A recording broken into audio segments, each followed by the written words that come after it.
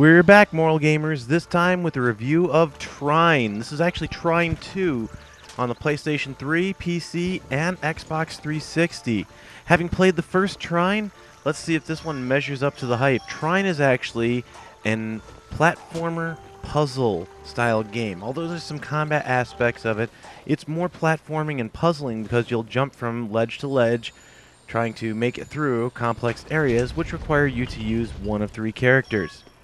You have a thief who does a lot of acrobatics, you have a knight who can bash through things, and you have a wizard. The wizard, my personal favorite, because he can levitate and move things around the level, as well as create his own boxes and planks. Learning to use your characters together is what's going to allow you to succeed in this game. Now, you start out the game with each character separately through the introduction, where they actually teach you, okay, well, this is the character, this is how to use them. It's pretty straightforward tutorial. But unlike other types of side-scrolling games, this one's not high action, high adventure. This is not one that's actually going to satisfy the hardcore gamer who's been playing stuff like Mario Brothers and stuff like that for years. This is more of a laid-back, recline, enjoy the game for a while. The story is actually my least favorite part of the game. It tells the story of the Trine, which is an artifact which unites the souls of three warriors. In this case, of course, the warrior who's a knight, the thief, and the wizard. And their souls are intertwined with the destiny of the world. Should they free the world from the darkness evil that's going to overcome it? Great! That's actually the first one. The second one takes a little bit different approach, but same premise altogether. And I don't care for the story as much.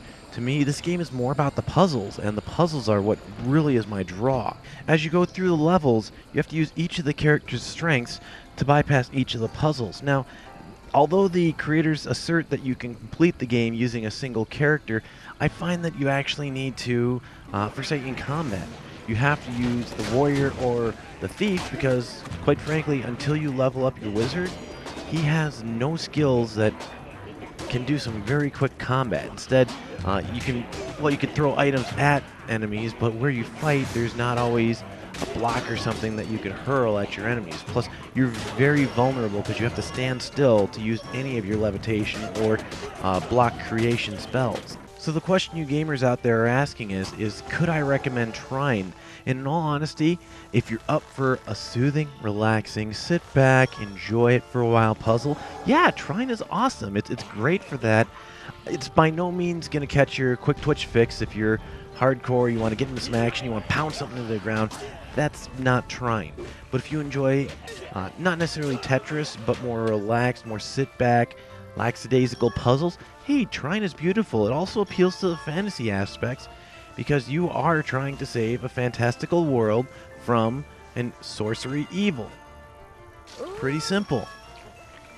But now let's take a look at the moral aspect. And morally speaking, if you are opposed to sorcery, yes, you do use a wizard. If you have issues with fantasy, yes, there may be aspects of that you may not want to allow your kids to play. From those particular standpoints, that's the greatest stretch of the imagination that I could find. Otherwise, this game, for what it is a puzzle, I would let my kids play it. I think this is actually a fantastic game.